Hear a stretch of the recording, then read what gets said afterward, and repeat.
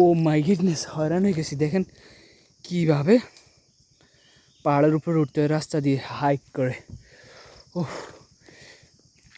মানে কত উপরে আসি জানি না, আল্লাহ পাগল হয়েছে। একবার এদিকে তাকান, এদিক দিয়ে তাকান, ও কি ঢালু, তাই না? এই যে মেঘের রাজ্যে চলে আসছি আমরা এখন সমুদ্রপৃষ্ঠ থেকে অনেক অনেক অনেক উপরে। দেখতে পাচ্ছেন একটা পাহাড়, চারদিকে ঘন জঙ্গল আর মেঘের ভেলা। এই যে কুয়াশার মতো, দেখি মেঘ দেখা যায় না অনেক সময়, এটি কুয়াশার মতো। ওয়াও, এদিকে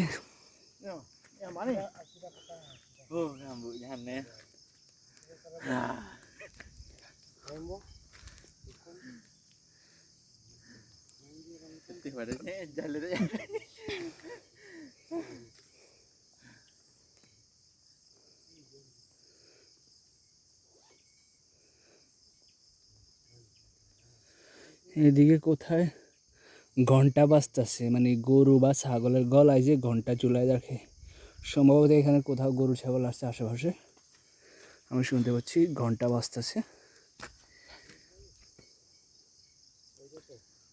ওয়াল্লাহ,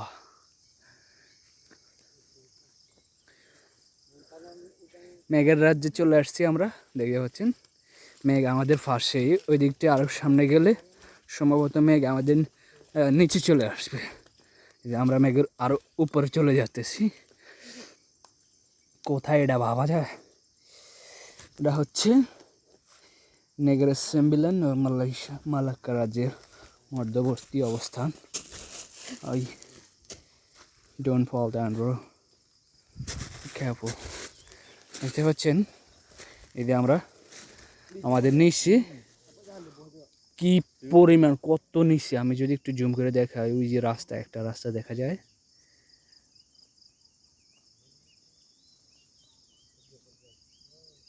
কি দারুণ, তাই না? Natural phenomena is driving me crazy.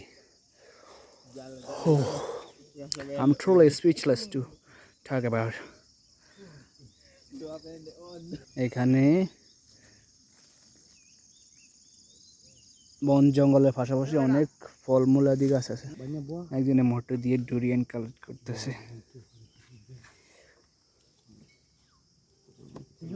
এটা হচ্ছে সেই মহামূল্যবান রত্ন, ধনরত্ন।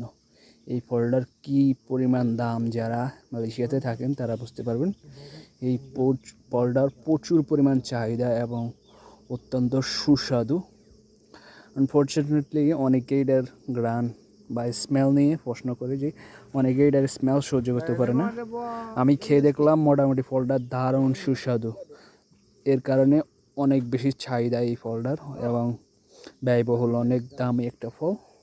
আমি শুধু ভাবতেছি, আমি এই যে যদি দেখাই, আমি এখনও অনেক উপরে অবস্থান করতেছি। এখন আমার থেকে আরও উপরে, ওই যে ওই পাহাড়ের চূড়ায় যাইতে পারলে কি না একটা অনুভূতি অনুভব করা যেত।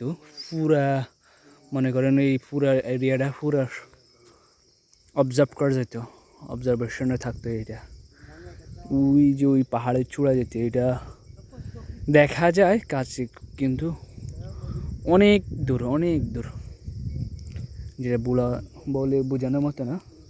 আমরা পাহাড়ি রাস্তায় এইভাবে ঢাল, সাপের মতো পেঁচায় পেঁচায় এইভাবে, কারণ